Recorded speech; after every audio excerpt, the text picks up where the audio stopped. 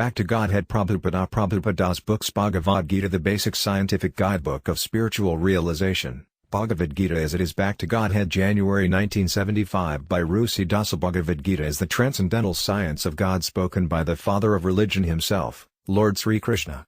It is the essence of all Vedic knowledge. By receiving Bhagavad Gita through the proper system, one can become cleansed of all sinful reactions and attain perfection in spiritual life.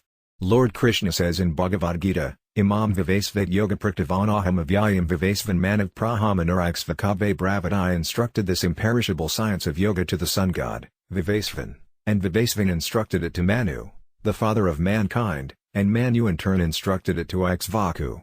BG 4.1, Srila Prabhupada, the author of Bhagavad Gita as it is, says that the Gita was spoken to Vivasvan approximately 120,400,000 years ago and has been extant in human society for 2 million years.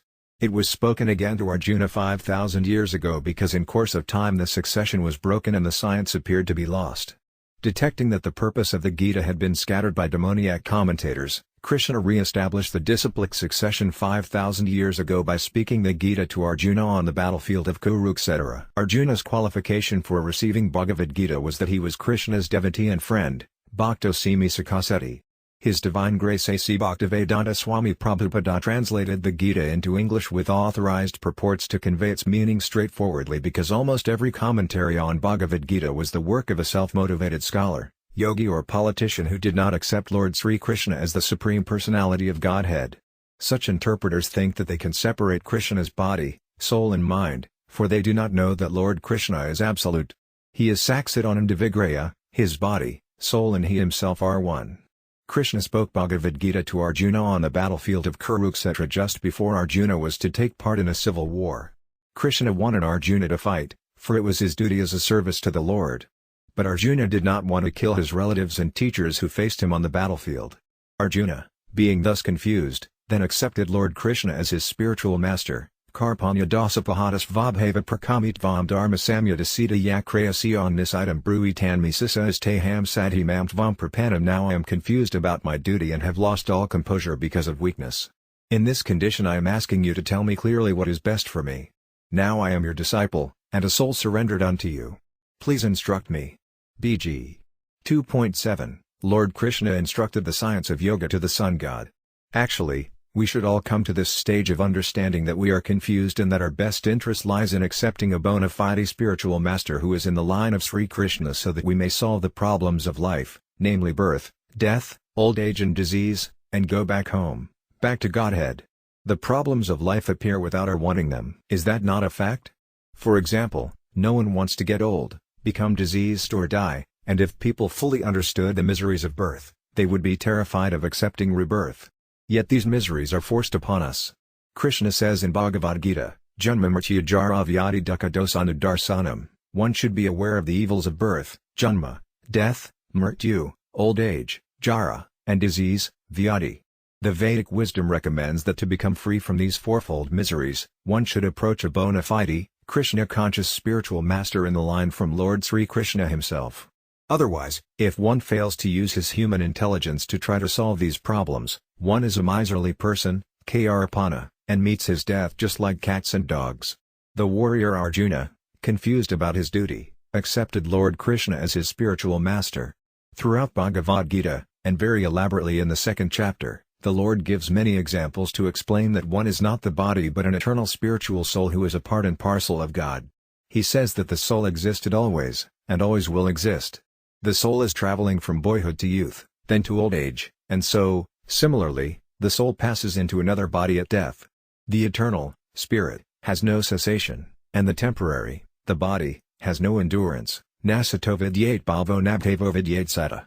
The soul can never be killed by anyone. Vinasam of yayasayasyanakasit kartamarhiti. The soul never takes birth and never dies. Najayat mriyatavake dasat. He is unborn, Asia, eternal, nitya, and ever-existing, sasvat. He is undying and primeval. The soul is not slain when the body is slain, nahanyat hanyaman. In Bhagavad Gita, Lord Sri Krishna explains Karma Yoga, Jnana Yoga and Mystic Yoga system, but his final conclusive instructions are as follows: always think of me and become my devotee. Worship me and offer your homage unto me. Thus you will come to me without fail. I promise you this because you are my very dear friend. Abandon all varieties of religion and just surrender unto me. I shall deliver you from all sinful reaction. Do not fear. BG 18.65-66. By surrendering unto the lotus feet of Krishna, we can become free from material bondage. Why, then, don't the philosophers, scientists, administrators and leaders of society surrender to Krishna? The Gita answers this quite frankly. Those who are actually learned leaders of society, great figures in history like Brahma, Shiva, Vyasa, Devala, Madhvacarya, Ramanujacarya, Sri Chaitanya and many others, surrender unto Lord Sri Krishna. But those who are only dressed like scientists, philosophers and leaders of society for material gain do not accept the plan and path of the Supreme Personality of Godhead. One should be aware of the material miseries and use intelligence to become free from them. Therefore, let us all worship Lord Krishna and be happy and go back to Godhead, for He is the cause of all causes, Sarva Karana Karanam. He is the source of all spiritual and material worlds, and everything emanates from Him. Aham Sarvasaya Prabhtevo Mata Sarvam Pravartate. He is the master and friend of every living entity. To understand these ideas more fully, one may acquire a copy of Bhagavad Gita as it is, with its translations and elaborate purports by His Divine Grace A.C. Bhaktivedanta Swami Prabhupada. His Divine Grace is an unalloyed devotee of Lord Sri Krishna who strictly follows the principles of disciplic succession through which Bhagavad Gita has been handed down over the centuries. Therefore he presents the spiritual knowledge of the Gita simply and clearly, without personally motivated interpretations. Please read Bhagavad Gita as it is, with its true devotional purports by Srila Prabhupada. And chant Hare Krishna, Krishna Krishna, Hare Rama, Rama Rama, Hare Hare. Your life will become sublime.